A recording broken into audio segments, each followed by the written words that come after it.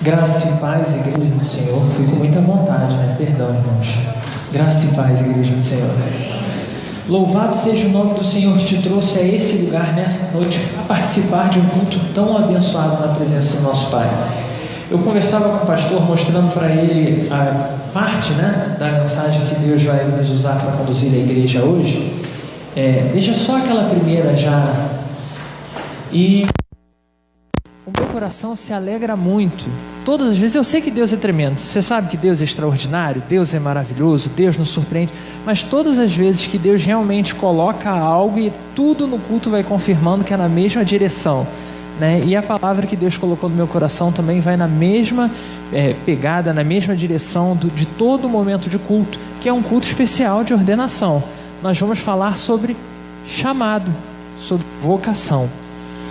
E essa mensagem de hoje, ela é fruto de um estudo que a gente está fazendo lá em Bento Ribeiro. A gente está até parado por causa das eleições, a gente deu uma, né? Mas que a gente vem falando sobre o livro da primeira carta de Paulo aos Coríntios, que tem várias instruções que parece que Paulo escreveu para a igreja de hoje. Então te convido a olhar para o livro de Coríntios hoje com essa perspectiva. Vou pedir para você já abrir a sua Bíblia na primeira carta de Paulo aos Coríntios, capítulo 1.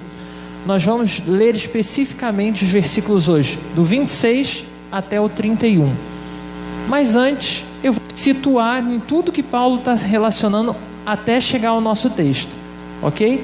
Então você vai procurando 1 Coríntios, capítulo 1, 26 ao 31. Pode passar, por favor. Enquanto você procura, eu vou só situando o que Paulo está advertindo.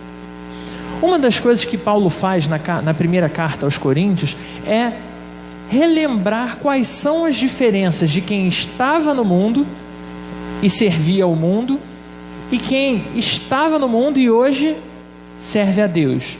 Então, uma das primeiras coisas que Paulo pontua como diferença é: quais eram os sonhos? Quais são os sonhos das pessoas que estão no mundo? E aí eu gosto de algumas imagens aqui, que quem já me viu pregando vai ver que tem determinadas imagens que são icônicas, que eu gosto mesmo de repetir. Pode passar, por favor. A primeira delas, isso, pode apertar mais para já aparecer. Não, volta aí, só um. Volta um. Não revela o mistério não, irmão. Aí, amém. Todas essas coisas são coisas que Paulo vai sinalizar, que tem tomado a mente e a vida de qualquer homem. E com a gente não é diferente. Você é um homem, você é uma mulher, essas coisas inevitavelmente vão fazer parte da sua vida. E aí o que Paulo está advertindo aos nossos irmãos de Coríntios é que a gente precisa ter cuidado ao lidar com elas. E aí eu queria só sinalizar algumas coisas especiais.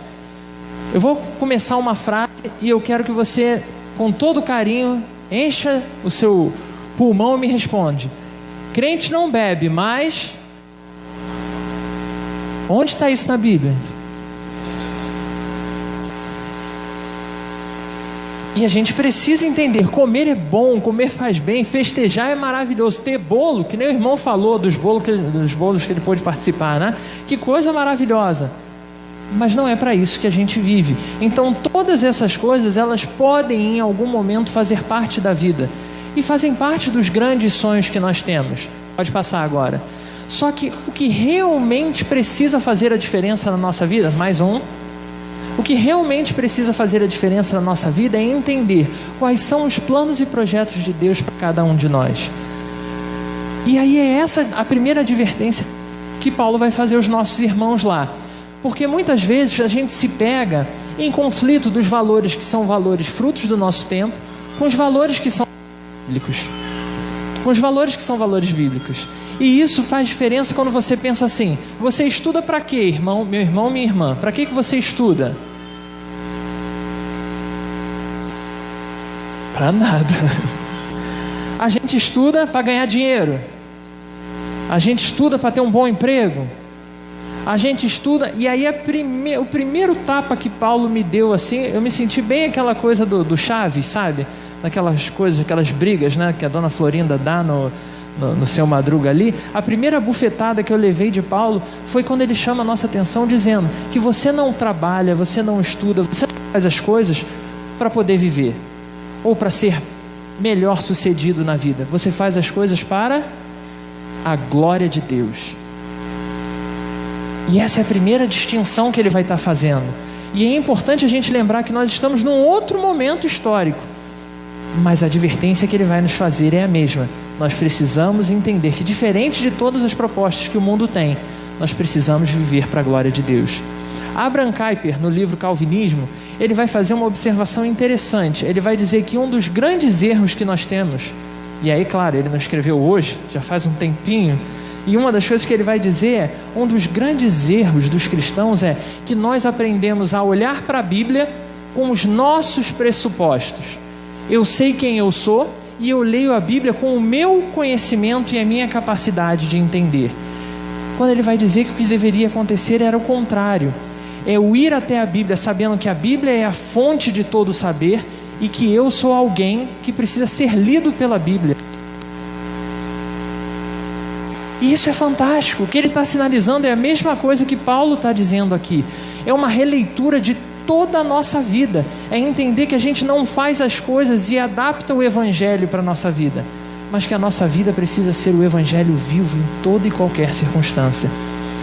Michael Gorin, num livro chamado O Drama das Escrituras, ele vai fazer uma observação bem parecida. E ele vai dizer o seguinte, que a vida de cada um de nós, ela vai acontecer de acordo com as narrativas que nós determinamos como importantes. O que isso quer dizer? A pessoa que é feminista, ela vai olhar para as causas e ela sempre vai ter um olhar feminista. O cara que é machista, machista. O cara que é petista, o cara que é bolsonarista, o cara que é... Cada vez mais a gente vai olhar com que perspectiva? Com as perspectivas das narrativas que nós adotamos para nós. E aí o que Michael Gorin vai apontar é dizendo, nós precisamos lembrar do que foi sinalizado por Paulo. O que precisa marcar a nossa vida é a narrativa bíblica. Nós precisamos entender que a grande história da humanidade é uma só, começando do Éden e terminando na glória com Cristo, que é na eternidade, né? Então, se eu faço parte dessa narrativa, eu preciso entender que todos os atos da minha vida também têm que fazer parte dessa narrativa. Então, quando eu como, é para a glória de Deus. Quando eu canto, é para a glória de Deus. Quando eu sou um bom dentista, quando eu sou um bom psicólogo, quando eu sou um bom advogado, tudo para a glória de Deus. E aí começam a surgir os contrastes. Pode passar, por favor. É claro, essa imagem também é antiga. Você vai ver que as cores do momento não são a azul e a amarela para brigar com o vermelho, né? São outras cores. Mas isso que acontece nos nossos dias, já acontecia dentro da igreja. Os nossos irmãos lá da igreja de Corinto tinham um grande problema. Uns deles diziam que eram de Paulo, outros deles de Apolo. E aí começa a se levantar bandeiras, e cada um, eu sou a favor de que o pastor que vinha de colarinho clerical, pastor presbiteriano pode usar colarinho clerical? Pode, irmãos, amém, amém. Mas ele pode usar terno também? E ele pode pregar sem terno? Dependendo da igreja, não pode. Só que aí são coisas que começam a se tornar mais importantes do que a mensagem. E aí Paulo vai dizer, vem cá, a minha alegria, e se você olhar para esse primeiro capítulo, uma das coisas que Paulo vai sinalizar, quando ele vira e fala assim, a minha alegria é olhar e saber que eu não batizei nenhum de vocês. Olha que forte. O que ele está dizendo é, vocês brigam tanto, vocês fazem tanta discussão por nada, que a minha satisfação é saber que não fui eu que batizei vocês. Essa é a igreja de Corinto. A igreja com todos esses problemas, com divisões partidárias, com ícones, com desejos mundanos, fazendo as coisas por interesse próprio. Parece alguma igreja que nós conhecemos? Pode passar, por favor. De novo? E aí, a última citação que a gente vai fazer antes de entrar no nosso texto é essa passagem. Se você olhar para a sua Bíblia, o versículo 18 diz exatamente assim: certamente a palavra da cruz é loucura para os que se perdem, mas para nós que somos salvos, poder de Deus. Passa de novo. E aí ele vai falar de 3 situações da cruz. No versículo 23 ele vai dizer que essa cruz, ela significa especificamente escândalo para os judeus, símbolo de maldição. Impensado pensar Deus na cruz, um judeu, realmente judeu, servo do Senhor, Na cruz, impossível. Então, é um escândalo. No versículo 23, ele ainda vai marcar que é uma loucura completa para os gentios. O gentio jamais vai olhar para a cruz como algo que pode trazer alguma coisa. No entanto, para nós, a cruz é símbolo. Pode olhar para lá, para pegar a cola. Símbolo de salvação, é para os chamados. A cruz é o que marca o nosso chamado. O que tem lá no centro do nosso púlpito? É uma cruz. Por quê? A gente conversava de manhã na igreja da Pavone, e uma das coisas que a gente estava lembrando é: o que marca a nossa fé é identificar que Cristo morreu. Cristo, sendo Deus, morreu numa cruz, porque a Bíblia diz que sem derramamento de sangue não há remissão de pecados. Então Cristo morreu, pagou o preço por mim e por você. Mas a nossa fé é viva porque o nosso Cristo morreu na cruz, mas Ele não permaneceu lá. As Escrituras nos garantem que no terceiro dia Ele despertou dos mortos, e como primogênito Ele reviveu, ressurgiu, como eu e você faremos um dia para viver com Ele. Pode passar. O que significa a cruz para você? E aí essas incoerências vão ganhando cada vez mais campo na nossa vida, porque uma vez que eu me deixo conduzir pelos símbolos desse mundo, pelas discussões desse mundo, pelas coisas desse mundo, e me afasto dos compromissos com Deus. E Paulo tem esse cuidado de dizer que não é para a gente não se envolver com o mundo, mas se envolver com o mundo sabendo que o nosso compromisso primeiro é com Deus. Se a gente não tiver esse cuidado, coisas que são importantes para a nossa eternidade se perdem no caminho. Chegamos ao nosso texto. Se você quiser acompanhar pela sua Bíblia, fique à vontade. Se quiser acompanhar por aqui, é a mesma versão que eu acredito que os irmãos usam aqui. Confere só para mim, é a ARA, não é isso? Então, vamos todos juntos? São poucos versículos. Irmãos, reparai, pois, na vossa vocação, visto que não foram chamados muitos sábios segundo a carne, nem muitos poderosos, nem muitos de nobre nascimento. Pelo contrário, Deus escolheu as coisas loucas do mundo para envergonhar os sábios, e escolheu as coisas fracas do mundo para envergonhar as fortes. E Deus escolheu as coisas humildes do mundo e as desprezadas e aquelas que não são, para reduzir a nada as que são, a fim de que ninguém se vanglorie na presença de Deus. Mas vós sois dele, em Cristo Jesus, o qual se tornou da parte de Deus sabedoria e justiça e santificação e redenção, para como está escrito: aquele que se gloria, glorie-se no Senhor. Pode passar. E é sobre esse trecho que eu queria que nós tentássemos refletir nessa noite. O quanto a nossa vida tem sido conduzida pelos valores do Evangelho. E aí eu queria destacar com vocês 3 pontos. A primeira questão é: lembre-se de quem vocês eram. O cuidado que Paulo tem, desde que ele começa essa primeira carta aos Coríntios, é pontuar os detalhes de a cidade onde eles estão, quais são as discussões e as perspectivas que inundam a mente deles. O que tem sido próspero na nossa mente? Eu conversava com um amigo ainda pela manhã, dizendo: muitas vezes a gente cai num erro gravíssimo.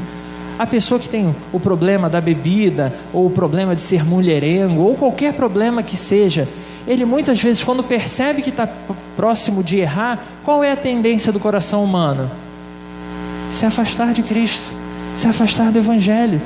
Só que se isso acontecer, a gente está agindo exatamente como as pessoas lá de fora, que para justificar erros, elas se afastam da lei. O cara que quer roubar, ele não vai roubar próximo a um policial. Ele vai se esconder, esperar o momento e roubar. Só que nós somos diferentes. Então, quanto mais a gente percebe que a gente está perto de errar, mais a gente tem que buscar estar próximo de Deus. Por quê? Porque a nossa perspectiva é outra. Nós estamos numa jornada entendendo que o destino dela é a eternidade. Não é o que essa vida aqui tem para marcar para a gente. A gente precisa entender que, embora no início nós fôssemos essas mesmas pessoas que também pensavam essas mesmas coisas, nós fomos alcançados por Deus para fazer a diferença. Nós precisamos entender que o nosso chamado é para ser diferente. Nós estamos em 2018, em um momento, não sei se vocês têm acompanhado as redes sociais, Momento grave, onde pastores, homens que eu amo, que eu respeito, estão brigando e se ofendendo na internet por defender candidato A e candidato B. Não é isso que Deus nos chamou para fazer. Deus nos chamou para fazer o quê? Dobrar os nossos joelhos e clamar para que hajam homens justos e votar com fidelidade, ciente que a gente vai responder por cada voto nosso. E aí eu vejo sim, enquanto pastores, que é obrigação deles, como eu vi o pastor sinalizando aqui. Irmãos, vamos entender que é nossa obrigação orar, buscar saber quem é o... Entanto, em lugar nenhum nós encontramos respaldo para coisas que nós temos visto aí. Pastores dizendo, vote A, vote B, porque se você votar A, você está indo para o céu, que é o voto de Deus, e se você votar B, você está indo para o inferno. Ore, leia. A gente está num momento que existem muitas notícias falsas de ambos os lados. Leia a proposta. Irmãos, não tem como ter dúvida. Se você abrir a proposta dos candidatos, você vai ver que uma é completamente incoerente com a palavra de Deus. Busque solidez, busque conhecer o que Deus tem. Vote, assuma um compromisso com Deus de ser alguém que faz a diferença. E se não andar do jeito, enquanto servo do Senhor, se posicione, clame por justiça, e não é batendo panela, irmãos. A gente se posiciona, se teve fraude, clamando para que seja apurado, exigindo os nossos direitos. Nós precisamos entender que nós temos que fazer a diferença. Para quem está aqui, nesse mundo, e aqui as coisas são do jeito que são, a gente vai continuar ouvindo aquele discurso que somos todos brasileiros. Ah, isso aqui é bagunça, isso aqui é Brasil. Você é ladrão? Você é bagunceiro? Você usurpa as coisas dos outros? Então não admita isso enquanto brasileiro. Enquanto brasileiro, eu sou um homem de família, um servo do Senhor, e eu espero que o Brasil seja um lugar com a expressão da mesma forma. Vamos orar pelo nosso país, vamos nos posicionar, vamos lembrar que nós já pensamos como as pessoas que estão lá fora, e ter o cuidado, o amor de sentar e conversar. A gente não precisa chamar ninguém de burro, a gente não precisa chamar ninguém de debilóide, a gente não precisa apontar a Bíblia e dizer que algo vai para o céu ou para o inferno, mas a gente precisa chamar a atenção que a gente tem uma posição sim a tomar. Lembre-se de quem vocês eram. Mas aí Paulo também vai chamar para que nós entendamos que o nosso papel é representar Jesus Cristo. E ele vai dizer que a morte de cada um de nós foi levada para a cruz em Jesus. E esse preço que foi pago lá é o suficiente para pagar todos os nossos erros, e nós vamos errar até o nosso último dia, inevitavelmente. E o preço está pago. Então é nossa responsabilidade reconhecer o que errou. Você pode pedir desculpa, você pode se aproximar e dizer: eu sou um servo do Senhor, eu sei que eu podia ter feito certo, mas na hora eu achei que o melhor era esse. Irmãos, não tem nada, eu sou psicólogo também, não tem nada que eduque mais uma criança do que um pai virar e dizer: meu filho, me desculpa, eu errei. Você não está ensinando a ele a errar, pelo contrário, você está mostrando para ele que, como um ser humano, você erra, e que você considera ele tão importante que quando você erra, você está disposto a admitir. Seja um mensageiro da cruz, porque quando nós somos vocacionados, e aí é por isso que nós precisamos entender, hoje nós temos irmãos que foram chamados para um chamado específico de serviço ao Senhor. Chamado é diaconal e tem presbiterato também. São irmãos que foram chamados para 2 tipos de serviços específicos na casa de Deus. Para qual serviço você foi chamado? Deus não trabalha com ninguém desocupado. Deus não chama reserva. No banco de Deus todo mundo é titular. Nós somos chamados para quê? Fazer algo no serviço do Senhor. Você tem sido um mensageiro de Cristo? Na sua vida, você tem expressado o que Paulo chamou a atenção dos nossos irmãos? Porque às vezes a gente começa a se colocar numa posição de superioridade aos demais, e por isso acontecem esses erros que eu finalizei. É quando a gente começa a achar que nós somos mais espirituais, nós somos melhores. E aí Paulo vai ter o cuidado de dizer: vem cá, vocês eram ricos? Não. Vocês tinham um nobre nascimento? Não. Vocês eram os mais inteligentes, os mais bonitos, os mais fortes? Não. Deus não chamou nenhum de nós por causa de nada disso. E aí é engraçado, eu não lembro se foi o pastor Franklin Ferreira que ele faz a seguinte pontuação: Deus só chama feio. Eu não acho, né? Mas ele faz essa brincadeira. Deus só chama feio. Por quê? Quem é servo do Senhor vai entender que a beleza é secundária.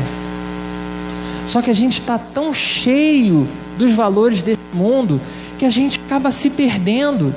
E a gente vê pessoas dentro da igreja que se permitem casar simplesmente pela beleza. Está vendo que a pessoa não tem condições, não é o servo do Senhor, não representa a glória de Deus, mas é bonitinho. Lá fora isso seria totalmente válido. Aqui a gente precisa entender a nossa diferença. A gente precisa pensar no que realmente é importante. Então, se você está sendo procurado, meu irmão, minha irmã, adolescente, por um namorado feio, mas crente, ora pela vida dele. Não precisa namorar com ele, não. Ora pela vida dele. Sejamos mensageiros de Cristo.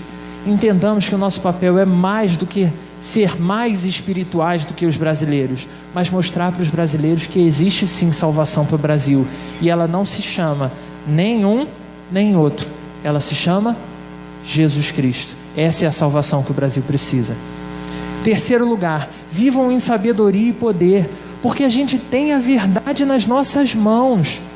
Irmãos, quando a nossa irmã orou, trazendo à memória que existem pessoas sofrendo perseguição, que o mundo afora está cruel para os nossos irmãos cristãos que estão correndo para pregar a palavra. E a gente que tem a palavra não fala, porque a gente não acha importante. Ah não, Felipe, eu acho importante.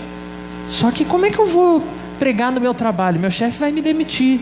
O que é mais importante? É claro que você não vai na hora do expediente abrir lá, gente, para de trabalhar aqui que eu trouxe a mensagem do Senhor para vocês. Que aí sim você vai ser despedido, né? E justa causa. Mas é você saber que quando a gente ocupa esse lugar de servo, disposto a amar as pessoas, naturalmente as pessoas se aproximam e pedem: ora por mim. Caramba, está acontecendo isso difícil. Eu não sei responder essa situação na minha vida. E aí é nesse momento que é nosso papel ministrar, não a sabedoria desse mundo, mas ministrar a glória de Deus sobre a vida das pessoas. Mostrar que nós fazemos a diferença. Meus irmãos que foram eleitos e vão hoje ser colocados, instaurados para fazer a glória de Deus, entendo que vocês não foram escolhidos porque vocês são os melhores, mas Deus há de usar a vida de vocês para fazer o melhor serviço. Irmãos que estão hoje colocados por Deus nesse lugar, entenda, Deus não chama crente para ficar no banco. Deus te tirou do lugar de onde você veio, e isso é o pecado, o mal, a desgraça, a ofensa, a miséria, a traição. Tudo que a gente via em Corinto, a gente vê no Brasil. Assim como eram maus os moradores de Corinto, são maus os brasileiros. Só que o que Paulo chama os nossos irmãos lá e chama cada um de nós é compreender que existe algo que pode mudar qualquer realidade. Assim como Kuyper cantou a pedra para a gente, assim como Gorin sinalizou, nós precisamos entender que a nossa vida faz parte da história de Deus. E como parte da grande história de Deus, Ele colocou você como um instrumento de salvação na vida de outras pessoas. Permita você ser mensageiro da cruz. Não porque você é o melhor, mas porque o Espírito que habita em você faz a diferença por onde você passar. Lembre-se de quem vocês eram. Sejam os mensageiros da cruz e vivam em sabedoria e poder. Não um poder vindo de vocês, mas um poder que emana do alto e faz toda a diferença para Marechal, para o Brasil e por onde nós passarmos, para a glória de Deus. Oremos ao Senhor. Deus santo e poderoso, nós olhamos para a Tua palavra e entendemos que nós não somos ninguém e não temos qualquer condição de fazer a diferença, Senhor. Nós não somos capazes nem de ministrar sobre a nossa própria vida, mas a Tua palavra nos confronta e nos impele a falar.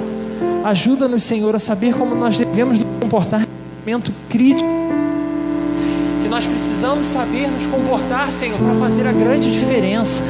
O povo clama por libertação, o povo clama por verdade, o povo clama, Senhor, diferença de toda essa miséria que o nosso povo tem vivido, Deus. E nós que somos os portadores da cruz, somos os mensageiros da cruz, temos ficado calados. Tem misericórdia de nós, abre abre as nossas bocas, Senhor, para que nós sejamos cheios do Teu Espírito e ministremos sobre a vida dos nossos vizinhos, dos nossos amigos, das pessoas próximas. Senhor, usa as nossas vidas para a Tua glória. Ajuda-nos, Senhor, a nos esvaziar por completo de quem nós somos. Que nós esqueçamos de todos os nossos desejos e sonhos, colocando eles em segundo plano. E nós busquemos na Tua palavra o que o Senhor espera de cada um de nós. Ajuda-nos, Senhor, a fazer a diferença que o Teu povo precisa. São tantos, Senhor, remando contra a maré sozinhos, achando que com a força do próprio braço vão fazer a diferença. Ajuda-nos a olhar para essas pessoas, termos misericórdia, assim como o Senhor teve misericórdia de nós e usou a outros, Senhor, para ministrar as nossas vidas. Que nós sejamos esses portadores de boas novas que vão alcançar essas almas. Senhor, capacita-nos a compreensão que todos nós, Teus servos, fomos chamados para fazer a diferença. O Senhor não chama ninguém pela metade, não tem ninguém que vai entrar só uma parte do céu. Existem aqueles que têm compromisso contigo e vão gozar as Tuas bênçãos, e os que não têm e vão pagar um preço muito pesado, Senhor, naquele dia. Então ajuda-nos a assumir posição como Teu povo, como Teus servos, para a Tua honra e para a Tua glória, em nome de Jesus. Amém.